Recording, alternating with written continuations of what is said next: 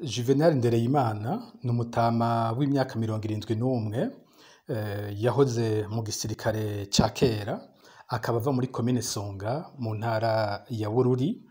Maître Thadée Kantungeko nawe ni umusore w'imyaka 42 nawe nyene avuka aho muri komine Songa mu ntara ya Bururi, ariko we akaba aba mu gisagara ca Bujumbura.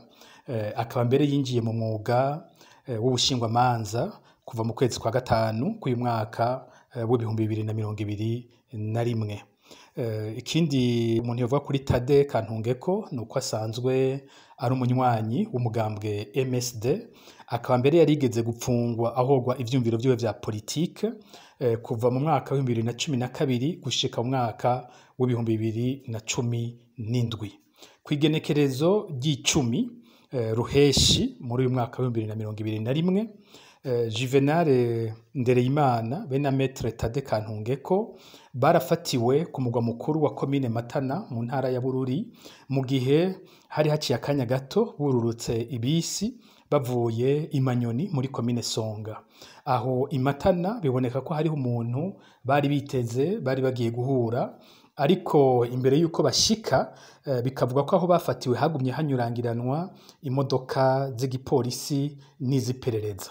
Niho rero mu gihe c'isaha nk'umunani inyuma y'umutaga bano bagabo babiri bafatwa n'abasirikare bari mu modoka pick-up yo mu gisirikare, barabaterura babaterera mu modoka nk'imizigo, barabakubita, bahamagara abantu bari ngaho bababwira ko ngo abo bantu bari bafise ngo ibigwanisho mu dusakoshi, ariko abo banyagihugu nyene baravuga ko batigeze berekwa ivyo bigwanisho vyariko biravugwa. Inyuma yaho abajyango barituye inzego zitandukanye, ziba izijejwe intwaro, ziba inzego z'umutekano, haba muri komine ya Matana, haba kandi no muri komine bambe no mu ntara ya Bururi.